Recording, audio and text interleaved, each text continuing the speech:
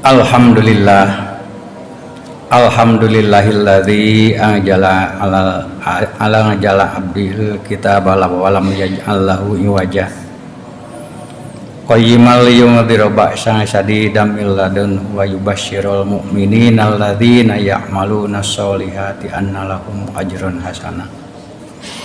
Asyhadu an la ilaha illallah wahdahu la syarikalah wa asyhadu anna Muhammadan abduhu wa rasuluhu la nabiyya ba'da. Allahumma sholli wa sallim ala Muhammad wa ala alihi wa sahbihi ajmain amma ba'du. Ya ayuhan nas ittaqullaha haqqa tuqatih wa la tamutunna illa wa antum muslimun. Hadirin yang berbahagia, puji serta syukur kita panjatkan kehadirat Allah Subhanahu wa Ta'ala yang tiada henti-hentinya selalu menyayangi, menanggungi, dan juga menjaga kita agar kita selalu terbina dan selalu ada di jalan yang lurus, jalan yang diajarkan Allah Subhanahu wa Ta'ala melalui Rasulnya, yang tiada lain adalah sebagai tuntunan agar manusia itu tidak tersesat. Makhluk Allah yang diciptakan dengan sempurna itu tidak tergelincir ke jurang kehinaan, ke jurang kecelakaan yang akhirnya akan merugikan diri baik di dunia maupun di akhirat. Oleh karena itu tentunya bagi kita semuanya tiada lain terkecuali senantiasa harus terus mengingat Allah dan selalu memohon ampunannya di setiap saat. Tatkala sholat tidak lepas kita mengucapkan istighfar setelah sholat. Adapun jumlah dan ketentuannya itu kita bisa takar bersama ataupun masing-masing. Ada yang 33, ada yang sekian banyak. Intinya itu adalah keikhlasannya untuk meminta ampun kepada Allah. Hadirin yang berbahagia, 1 bulan lebih 3 hari kita telah meninggalkan tahun yang lama, kemudian datang lagi tahun yang baru, yang tentunya di tahun yang lama di dalam diri kita itu terbentang bagaimana sikap, perilaku, kelemahan, kesuksesan, termasuk juga kehusuan kita dalam keibadahan kepada Allah. Disitulah barangkali takaran-takaran di dalam 1 tahun kebelakang ini nampaknya bisa dijadikan tolok ukur ataupun ujung tombak untuk keberhasilan di tahun-tahun sekarang yang sedang kita lalui ini. Dengan tentunya setiap orang selalu menyampaikan mudah-mudahan tahun ini lebih baik dari tahun-tahun yang telah lalu. Atau di dalam satu keterangan disebutkan bahwa hari ini harus lebih baik dari hari-hari yang kemarin. Itulah salah satu progresif peribadahan umat manusia sebagai hamba Allah yang harus kita laksanakan dan harus kita taati sebaik-baiknya supaya kita tetap terjaga oleh Allah Subhanahu wa Ta'ala. Hadirin yang berbahagia, oleh karena itu tidak lepas setiap saat kalaupun kita telah menghitung dalam 1 tahun, baik itu para pengusaha menghitung kesuksesan, laba dan rugi, kemudian para birokrat menghitung kesuksesan dan prestasi bekerja, kemudian juga para pemborong pun menghitung berapa proyek yang dikerjakan, sukses atau tidak, kemudian mendapatkan nilai yang baik atau tidak. Nah, bagi kita semuanya perorangan atau kita semuanya individu itu wajib untuk menghitung bagaimana prestasi yang kita telah lakukan selama tahun 2022 dan bagaimana untuk peningkatan dan perbaikan di tahun sekarang ini yang disebut dengan tahun baru tahun 23 itu. Mengapa demikian? Karena tanpa evaluasi, karena tanpa kita melihat, tanpa menintrospeksi ke dalam diri kita, maka kita akan terlena. Kita akan terus barangkali selalu selalu ada dalam kehedonian, kesenangan ataupun juga kehilapan dalam melaksanakan ibadah kepada Allah Subhanahu wa taala.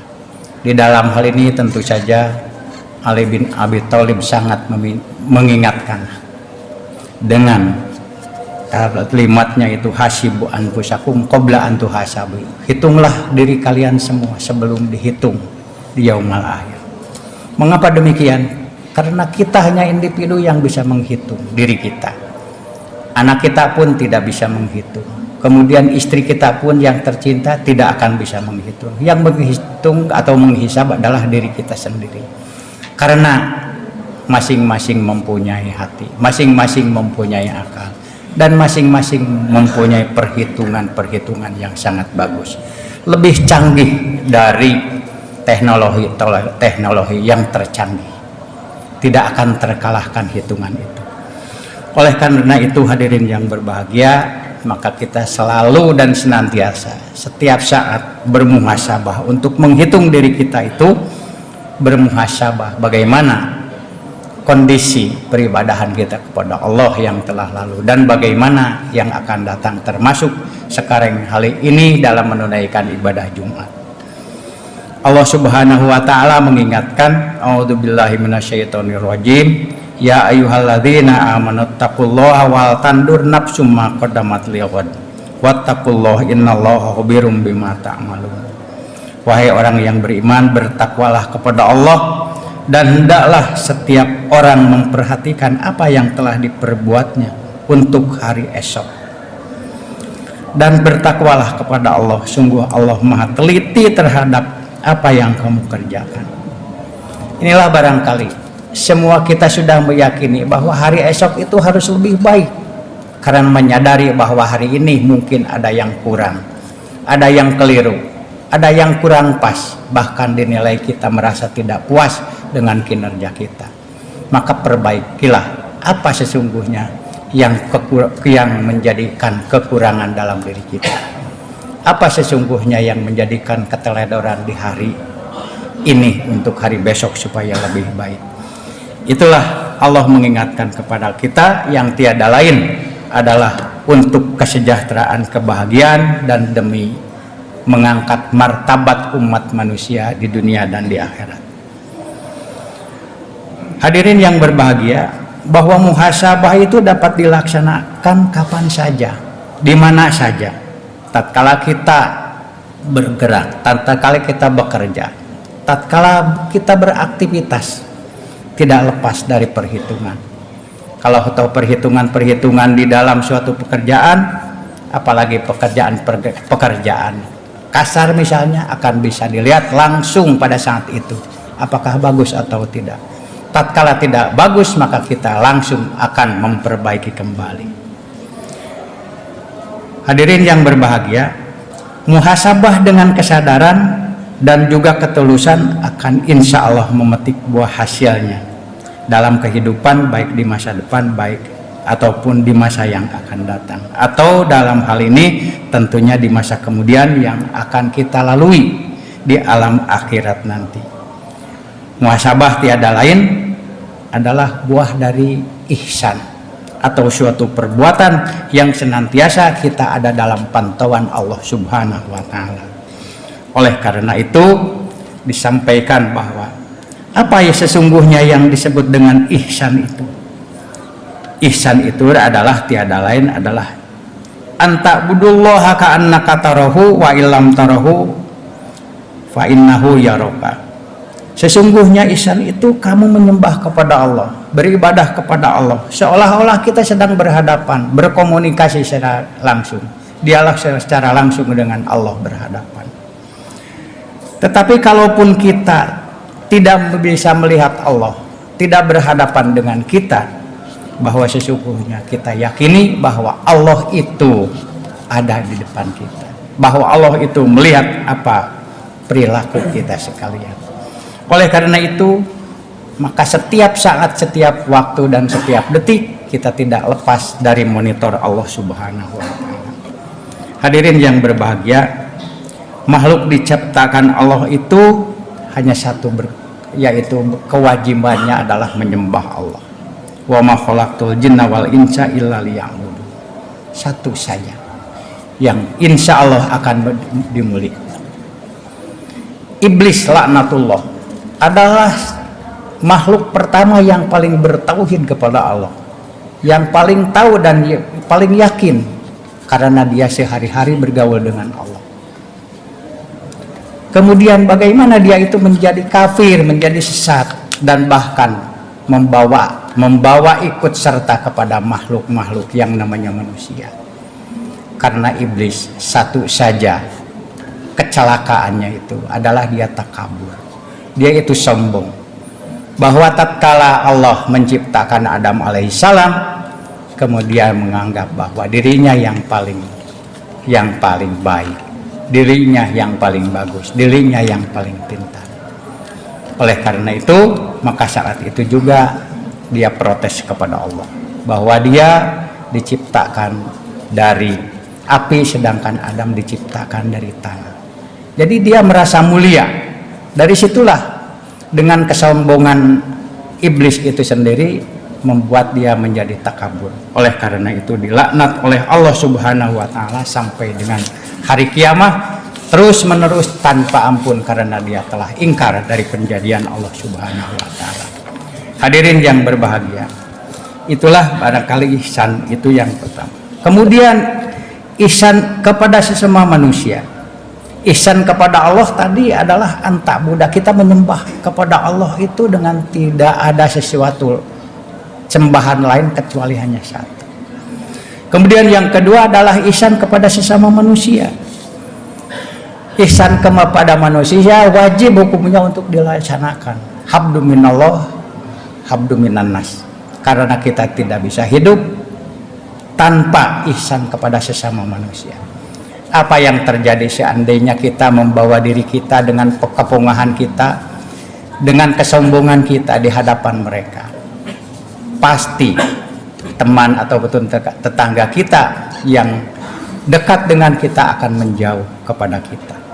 Oleh karena itu, di dalam ihsan kepada sesama manusia, Allah memerintahkan sebagaimana yang tertera di dalam Al-Quran, wabtaghi fima ataqallahu darul akhirata wala tansa nasibaka minad dunya wa ahsin kama ahsanallahu ilaika wala tabghil fasada fil ardi innallaha la yuhibbul mufsidin.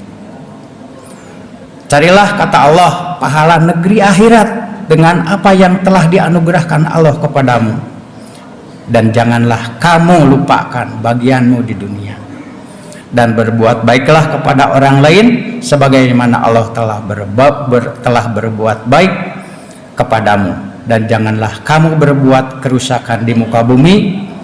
Allah tidak menyukai orang-orang yang berbuat kerusakan. Hadirin yang berbahagia, dari ayat ini ada suatu pesan dari Allah bahwa sesungguhnya kita berihsan kepada Allah, tidak lupa berihsan kepada manusia. Artinya ada suatu keseimbangan. Tatkala kita ingin hidup di dunia dengan bahagia, insya Allah harus ihsan dengan sesama manusia, harus baik, saling menolong, saling memahami, saling mengerti tentang apa yang ada pada orang lain. Artinya memahami karakter masing-masing, dan akhirnya timbul toleransi yang bagus dengan kita. Kemudian ihsan kepada Allah tentunya tidak melalaikan apa yang menjadi kewajiban kita dari mulai rukun Islam, kemudian keyakinan kita di dalam rukun iman itu dilaksanakan, bahwa sesungguhnya kita adalah senantiasa berdampingan dengan Allah Subhanahu wa taala. Oleh karena itu, tatkala ihsan kepada sesama manusia, irhamu man fil ard warhamu man fis sama. Tatkala kita menyayangi sesama penduduk bumi, maka insya Allah kita akan disayangi, akan dirahmati oleh penduduk langit. Siapa penduduk langit? Adalah malaikat, termasuk dengan seizin Allah Subhanahu wa taala.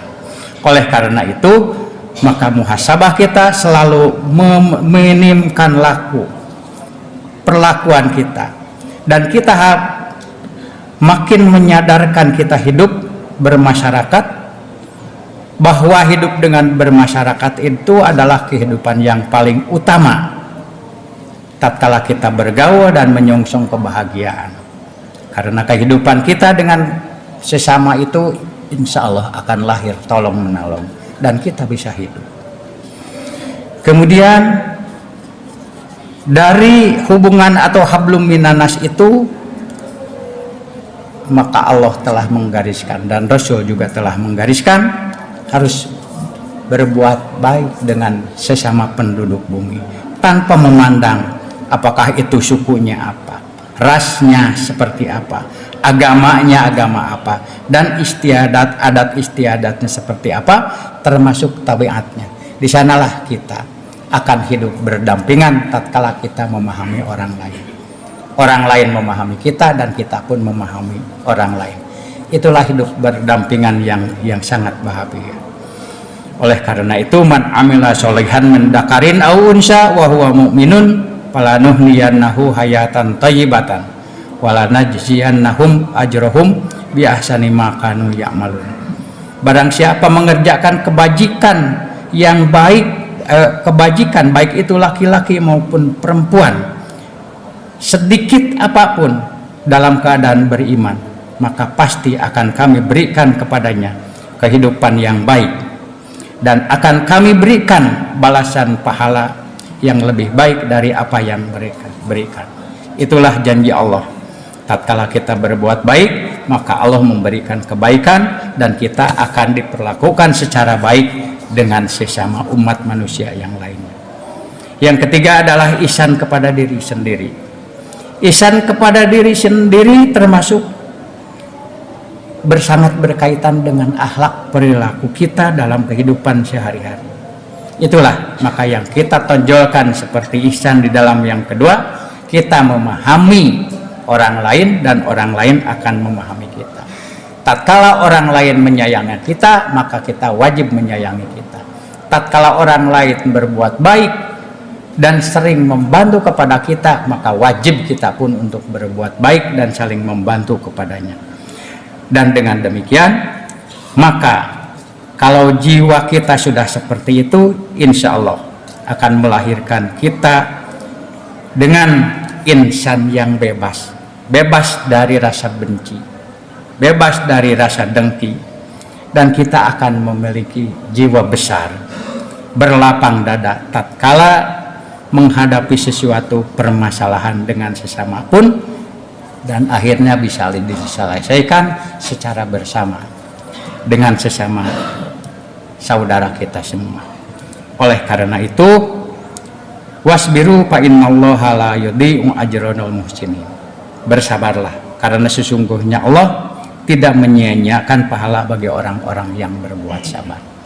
Tatkala kita sudah memperoleh sifat sabar dan perlu kita perjuangkan sifat sabar, sesungguhnya sabar itu akan bisa menenangkan hati. Allah tatmainnul qulub.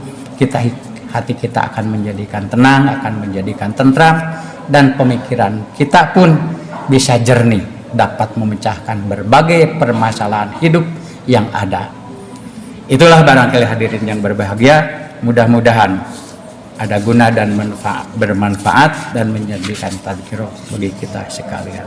Barakallahu li wa lakum fil Qur'anil azim wa nafa'ani wa iyyakum binafihi wa inna wa dzikral hakim.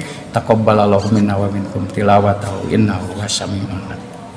Alhamdulillahirabbil alamin wa bihi nasta'inu ala umuri dunya waddin. Asyhadu an la ilaha illallah al-malikul haqqul mubin wa asyhadu anna Muhammadan abduhu wa rasuluhu shadiqul wahdil amin.